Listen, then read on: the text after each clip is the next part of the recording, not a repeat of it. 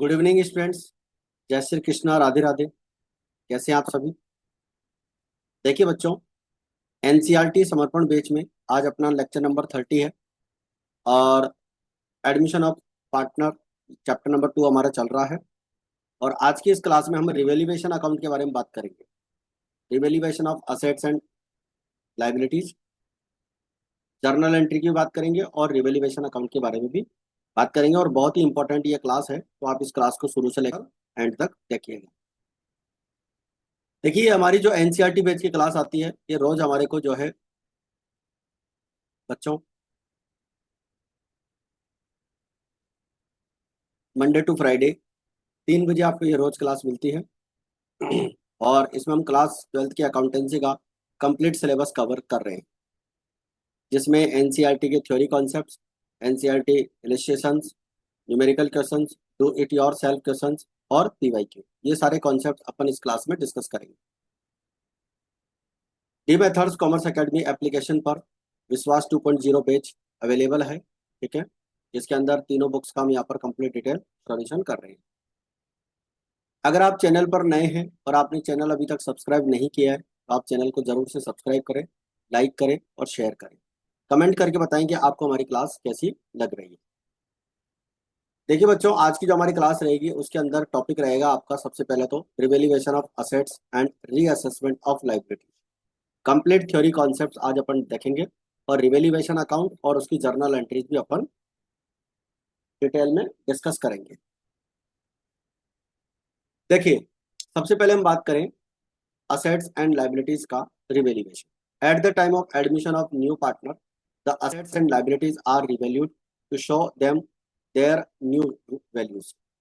यानी कि जब कोई पार्टनर का एडमिशन होता है तो हम असेट्स एंड लाइबिलिटीज को न्यू वैल्यू पर दिखाने के लिए उनका रिवैल्यूएशन करते हैं।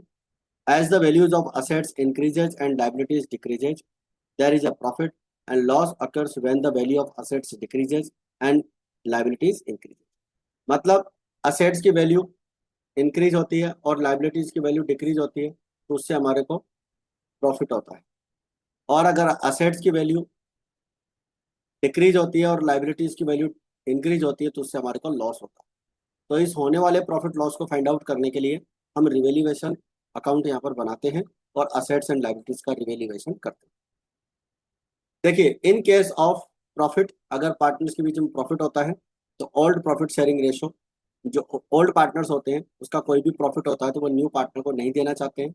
और अगर लॉस होता है तो न्यू पार्टनर उसको बियर नहीं करता है। तो रिवैल्यूएशन अकाउंट से जो भी कोई प्रॉफिट या लॉस होता है वो ओल्ड पार्टनर्स में उनके ओल्ड रेशो में डिस्ट्रीब्यूट किया जाता है। In this situation a special account is open which is called revaluation account और profit and loss adjustment account. तो असेट्स एंड लायबिलिटीज का रिवैल्यूएशन होने पर जो प्रॉफिट लॉस होता है, उस प्रॉफिट लॉस को फाइंड आउट करने के लिए बच्चों हम एक स्पेशल अकाउंट बनाते हैं जिसका नाम होता है revaluation account. The nature of this account is that of nominal account. इस अकाउंट का जो नेचर होता है बच्चों, वो नॉमिनल अकाउंट का होता है और इसमें होने वाले प्रॉफिट लॉस को पार्टनर्स में डिस्ट्रीब्यूट किया जाता है। अब अपन जर्नल एंट्रीज की अगर बात करें तो ध्यान दीजिएगा, जब भी when the value of assets increases, जब किसी असेट्स की वैल्यू इंक्रीज होती है। देखो, असेट्स का एक सिंपल सा रूल है जो हमने 11th क्लास में पढ़ा हुआ है। असेट्स का रूल है कि अगर असेट्स आपकी इंक्रीज होती है तो इसे आप डेबिट करेंगे और असेट्स अगर डिक्रीज होती है तो इसे आप क्रेडिट करेंगे। ये असेट्स अकाउंट का रूल होता है, ठीक है। तो असेट्स की वैल्यू अगर इंक्रीज होती है तो असेट्स अकाउंट को आप क्या करेंगे, डेबिट करेंगे। और असेट्स की वैल्यू इंक्रीज होने पर हमें प्रॉफिट होता है और प्रॉफिट के लिए हम रिवैल्यूएशन अकाउंट को क्रेडिट करते हैं। तो असेट्स के इंक्रीज होने पर जितना इंक्रीज हुआ है उतना उस पर प्रॉफिट हुआ है, इसलिए उसे रिवैल्यूएशन अकाउंट की क्रेडिट साइड में शो किया जाता है। तो असेट्स की वैल्यू इंक्रीज होने पर रिवैल्यूएशन अकाउंट की क्रेडिट में लिखेंगे। और असेट्स की वैल्यू अगर डिक्रीज होती है, असेट्स की वैल्यू अगर डिक्रीज होती है तो उससे हमारे को लॉस होता है और लॉस होने पर रिवैल्यूएशन अकाउंट को डेबिट किया जाता है और असेट्स को क्रेडिट किया जाता है। तो असेट्स की वैल्यू इंक्रीज होने पर डेबिट करेंगे और रिवैल्यूएशन अकाउंट को क्रेडिट करेंगे क्योंकि रिवैल्यूएशन अकाउंट में प्रॉफिट हुआ है। और असेट्स की वैल्यू डिक्रीज होने पर उसे हम क्रेडिट करेंगे और रिवैल्यूएशन अकाउंट को डेबिट करेंगे क्योंकि असेट्स की वैल्यू कम होने पर लॉस हुआ, ठीक है। तो ये एंट्री हमारी यहाँ पर बन जाएगी। इसके बाद में कुछ असेट्स ऐसी भी होंगी बच्चों जिसे हमने बैलेंस शीट में नहीं दिखाया हुआ है, अनरिकॉर्डेड असेट्स। तो अगेन यहाँ पर असेट्स में क्या हो रही है, वृद्धि हो रही है, इसलिए असेट्स में इंक्रीज होने पर हम उसे डेबिट साइड में शो करेंगे। और रिवेल्यूएशन अकाउंट हम क्रेडिट में दिखाएंगे, क्योंकि यहाँ पर जो है असेट्स की वैल्यू इंक्रीज होने पर हमारे को प्रॉफिट होगा। ठीक है, तो आई थिंक ये तीनों एंट्री आपको अच्छे से समझ में आ गई होगी।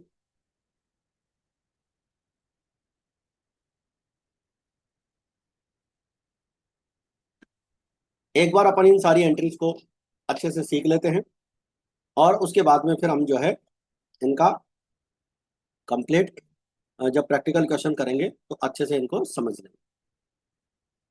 तो when there is an increase in the value of liabilities and provisions. अब देखो लायबिलिटी का रूल क्या होता है, देखो लायबिलिटी का रूल होता है बच्चों, तो यहाँ पर तो आपको समझ में आ ही गया होगा, असेट्स की वैल्यू अगर बुक्स में दिखाई हुई नहीं है, अनरिकॉर्डेड असेट्स रिवेल्यूएशन अकाउंट के क्रेडिट में लिखेंगे, क्योंकि यहाँ पर भी हमारे को प्रॉफिट हो रहा है। अच्छा, लायबिलिटीज की वैल्यू अगर इंक्रीज होती है तो उसे हम क्रेडिट करते हैं, और अगर वैल्यू डिक्रीज होती है तो हम उसे डेबिट करते हैं। तो देखो, लायबिलिटीज एंड प्रोविजंस की वैल्यू अगर इंक्रीज होती है तो उसे हम क्रेडिट करेंगे, और इससे हमारे को लॉस होता है, तो इसलिए रिवेल्यूएशन अकाउंट को डेबिट करें। क्योंकि असेट्स लायबिलिटीज की वैल्यू प्रोविजंस की वैल्यू इंक्रीज होने पर हमारे को लॉस होगा, और लॉस होने पर हम उसे रिवेल्यूएशन अकाउंट की डेबिट साइड में लिखेंगे। In case of decrease in the value of liabilities and provisions, provisions और लायबिलिटीज अगर डिक्रीज होते हैं तो उसे हम जर्नल एंट्री में डेबिट करेंगे और रिवेल्यूएशन अकाउंट को क्रेडिट करेंगे। क्योंकि आप जानते हैं कि लायबिलिटी एंड प्रोविजंस की वैल्यू डिक्रीज होने पर हमारे को क्या होगा, प्रॉफिट। और जब प्रॉफिट होगा तो उस प्रॉफिट को हम पार्टनर्स में क्या करेंगे, डिस्ट्रीब्यूट करेंगे और रिवेल्यूएशन अकाउंट में ट्रांसफर करेंगे। अगर ऐसी कोई लायबिलिटीज है जो बुक्स में दिखाई हुई नहीं है, ठीक है, जिन लायबिलिटीज को बुक्स में दिखाया हुआ नहीं है तो उनको बुक्स में दिखाना पड़ेगा, अनरिकॉर्डेड लायबिलिटीज होंगी।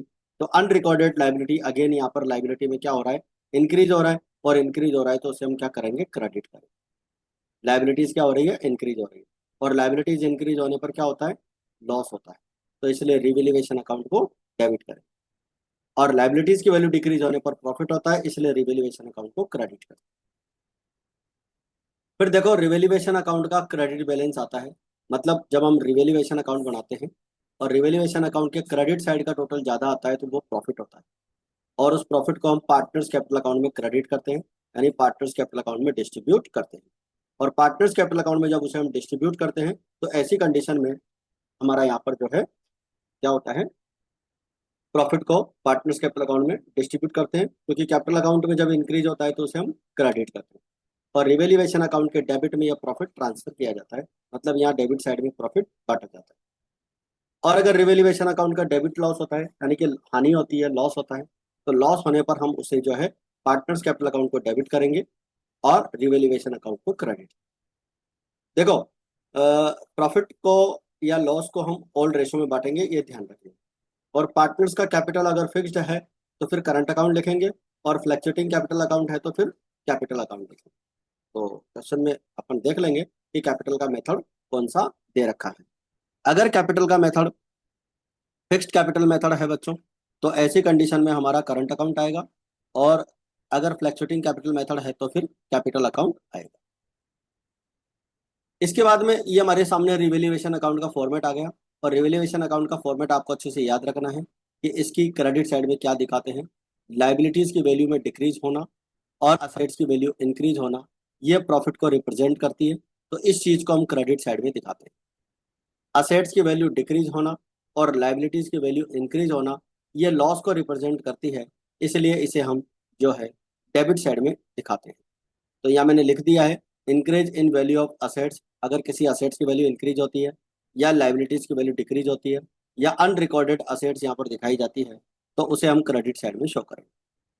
असेट्स की वैल्यू डिक्रीज होने पर, लायबिलिटीज की वैल्यू इंक्रीज होने पर और अनरिकॉर्डेड लायबिलिटीज को बुक्स में दिखाने पर उसे हम डेबिट साइड में शो करेंगे। अब अगर क्रेडिट साइड का टोटल ज्यादा आया तो प्रॉफिट होगा, पार्टनर्स कैपिटल या करंट अकाउंट में ट्रांसफर करेंगे शेयर ऑफ प्रॉफिट के नाम से। और अगर मान लो डेबिट साइड का टोटल ज्यादा आया तो फिर वो लॉस होगा, और वो लॉस पार्टनर्स में डिस्ट्रीब्यूट किया जाएगा। तो ये था हमारा रिवेल्यूएशन अकाउंट। और आई होप आपको यहाँ तक की बात अच्छे से समझ में आ गई होगी। अब देखो यहाँ पर कुछ इंपॉर्टेंट पॉइंट्स हैं जिनको अपने को ध्यान रखना है, जो रिवेल्यूएशन अकाउंट से रिलेटेड है और बहुत ही इंपॉर्टेंट है। देखिए, कभी कभी प्रश्न में कुछ असेट्स का वैल्यू कम किया हुआ होता है, तो उसे अब अपने को बढ़ाना होता है। मान लीजिए किसी असेट्स का वैल्यू आपको कम दे रखा है, ठीक है, तो उसे आपको इंक्रीज करना होगा।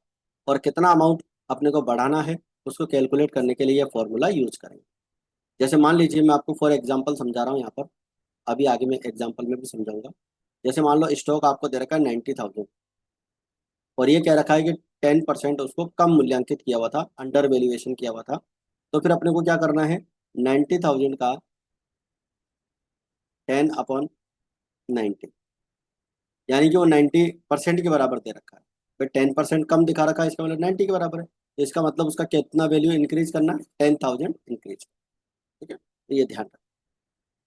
अब जैसे मान लो यहाँ पर मेरे पास एग्जाम्पल दे रखा है, एक असेट्स है 1,80,000 रुपए की, और उसका वैल्यू अपन ने 10% कम किया हुआ है।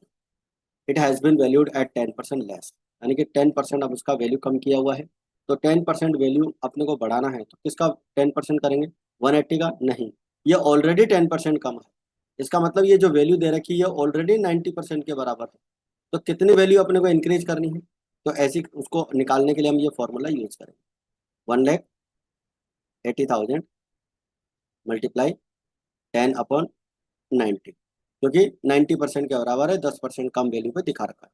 तो 20,000 रुपये की वैल्यू अपने को क्या करनी है, इंक्रीज करनी है। तो उसे हम कहाँ दिखाएंगे, रिवेल्यूएशन अकाउंट की क्रेडिट साइड में दिखाएंगे। ठीक है, तो आई होप यहाँ तक की बात आपको समझ में आ गई होगी। इसके बाद में है, अच्छा यहाँ पर अब जो इम्पोर्टेंट बात है इसी को आगे कवर करते हैं कि संपत्ति के असेट्स की वैल्यू 20,000 से बढ़ जाएगी, रिवेल्यूएशन अकाउंट के क्रेडिट में लिखेंगे, और नई बैलेंस शीट में उस असेट्स का वैल्यू जो है अपन 2 लाख रुपए से दिखाएंगे, क्योंकि 180 की असेट्स थी और 20,000 उसमें हम क्या कर चुके हैं, इंक्रीज कर चुके हैं। इसके बाद में एक एग्जांपल लेते हैं, if some of the assets in question have been overvalued, अगर किसी असेट्स का वैल्यू ओवर वैल्यूड किया हुआ है तो उस वैल्यू को हमें क्या करना है, कम करना है, और कम करके रिवेल्यूएशन अकाउंट के डेबिट में लिखना है। और कितना अमाउंट कम करना है वो हमें इस पॉइंट से, इस फॉर्मूले से निकालना है। जैसे कि एक एग्जांपल है कि एक असेट्स है 2,20,000 रुपए की, ठीक है, कोई असेट्स है 2,20,000 रुपए की, 10% वैल्यू उसका कम लगा रखा है। इसका मतलब ये जो आपको 2,10,000 रुपये दे रखा है, सॉरी 2,20,000 रुपये जो दे रखा है, वो कितने परसेंट के बराबर है, 110% के। फिर नॉर्मल वैल्यू 100 होती, और अगर उसमें 10% ज़्यादा वैल्यू अगर आप लगा दोगे तो कितना हो जाएगा, 110 हो जाएगा, 110 हो जाएगा, यानी कि वो वैल्यू 110 लगा रखी है। तो इसका मतलब कितना अमाउंट हमें कम करना पड़ेगा, 20,000 रुपये कम करना। और इसे हम रिवेल्यूएशन अकाउंट की डेबिट साइड में दिखा देंगे, क्योंकि असेट्स की वैल्यू अपन ने क्या की है, कम की। तो इसमें यहाँ से निकाल, और जो असेट्स की वैल्यू 20,000 कम हुई है उसे रिवेल्यूएशन अकाउंट के डेबिट में दिखाएंगे, और बैलेंस शीट में जो हम असेट्स दिखाएंगे वो 2 लाख के दिखाएंगे, क्योंकि 2,20,000 में से 20,000 हमने कम कर दिया है। तो इस तरह के पॉइंट्स भी हमारे को क्वेश्चन के रूप में मिलेंगे, तो उन्हें हमें अच्छे से ध्यान रखना है। फिर देखो एक पॉइंट दे रखा है कि यदि किसी क्वेश्चन में असेट्स का वैल्यू आपको या लाइबिलिटीज का वैल्यू इंक्रीज बाय ऐसे वर्ड लिखा हुआ आता है, इंक्रीज बाय या यहाँ से बढ़ाइए या यहाँ से बढ़ाना है, तो फिर जितना अमाउंट बोला जाए उतना ही अमाउंट अपने को इंक्रीज करना है। जैसे फर्नीचर का वैल्यू 2,000 से बढ़ाना है, या increase the price of furniture bye 10,000, 2,000, तो आपको 2,000 ही इंक्रीज करना है, और फर्नीचर की वैल्यू 2,000 से इंक्रीज हो जाएगी और रिवेल्यूएशन अकाउंट के क्रेडिट में दिखाया जाएगा। जैसे मान लीजिए क्रेडिटर्स की वैल्यू 1,000 से इंक्रीज करनी है, इंक्रीज बाय 1,000, तो फिर आपको क्या करना है कि क्रेडिटर्स की वैल्यू 1,000 इंक्रीज करनी है और रिवेल्यूएशन अकाउंट के डेबिट में 1,000 रुपीज दिखाना है। क्योंकि सिंपल सा वर्ड है कि आपको इंक्रीज बाय अगर वर्ड बोला जाता है तो जितना अमाउंट बोला गया है उतना ही आपको क्या करना है, इंक्रीज करना है। इसके बाद में देखो, if any question value of the an assets और liabilities is given as increased up to, यानी कि यहां तक उसको इंक्रीज करना है, increased up to, up to का मतलब होता है इस वैल्यू तक उसको बढ़ाना है। जैसे मान लो क्या एग्जांपल दे रखा है कि कोई स्टॉक है 20,000 रुपए का है, और बैलेंस शीट में 20,000 का दे रखा है, और value of stock is needs to be increased up to 28,000। देखो 20,000 का स्टॉक तो पहले से दे रखा है, और उसको इंक्रीज कितना करना है, 28,000 तक इंक्रीज करना है, ये वर्ड मिलेगा। अप टू, यानी कि 28,000 तक इंक्रीज करना है। इसका मतलब कितना इंक्रीज करेंगे, 8,000 रुपये इंक्रीज करेंगे। तो रिवेल्यूएशन अकाउंट की क्रेडिट साइड में 8,000 रुपये दिखाए जाएंगे और नई बैलेंस शीट में जो है हम उसे 28,000 रुपये से। इसके बाद में क्रेडिटर्स की वैल्यू 12,000 दे रखी है और उस पर इंक्रीज करना है 15,000 तक। इसका मतलब 3,000 आपको इंक्रीज करना है। तो इंक्रीज बाय 3,000, जैसे क्वेश्चन में बोला कि 3,000 आप इसको इंक्रीज कीजिए, तो हम इंक्रीज 3,000 कर देंगे। तो 3,000 रुपये यहाँ पर अमाउंट इंक्रीज हो जाएगा लाइबिलिटीज का और रिवेल्यूएशन अकाउंट की डेबिट में उसे दिखा देंगे। इसके बाद में कई बार क्वेश्चन में बोला हुआ होता है कि उसको इतने अमाउंट से कम करना है। तो किसी असेट्स का वैल्यू आपको इतना कम करना है, 1,000 रुपीज कम करना है, तो फिर आपको रिड्यूस्ड बाय 1,000 कर देना है। किसी असेट्स का वैल्यू अपने को इतने अमाउंट से कम करना है ऐसा बोला जाए, या लाइबिलिटीज की वैल्यू कम करने के लिए बोली जाए, तो जितना अमाउंट कम करने के लिए बोला गया है उतना ही अमाउंट अपने को कम करना है और रिवेल्यूएशन अकाउंट की डेबिट में लिखते हैं। अब जैसे आउटस्टैंडिंग एक्सपेंसेस है 500 रुपये से कम करना है, तो उसे 500 रुपये से कम कर देंगे और रिवेल्यूएशन अकाउंट में क्रेडिट साइड में 500 रुपये दिखा देंगे, क्योंकि लाइबिलिटीज की वैल्यू कम होने पर अपने को प्रॉफिट होता है। इसके बाद में यदि किसी असेट्स का वैल्यू अपने को इतने तक कम करना है, 20,000 का दे रखा है और कह रहा है क्वेश्चन में कि 18,000 तक उसको कम कर दीजिए। बिल्डिंग दे रखी है 20,000 की और उसको बोल रहा है कि 18,000 तक कम कर दीजिए, तो डिफरेंस अमाउंट आपको लेना पड़ेगा, यानी 2,000 रुपये आपको कम कर। तो ये बाय और अप टू का आपको ध्यान रखना है। यहाँ पर आएगा रिड्यूस्ड अप टू, ठीक है। तो 2,000 रुपये आपको बिल्डिंग की वैल्यू डिक्रीज करनी है और रिवेल्यूएशन अकाउंट के डेबिट साइड में दिखाना। इसके बाद में है क्रेडिटर्स की वैल्यू आपको 12,000 दे रखी है। Book value creditors have to be reduced by 10,000, ठीक है। तो रिड्यूस्ड अप टू यहाँ पर ये अप टू आएगा, आपको जो है 10,000 तक का उसको कम करना है।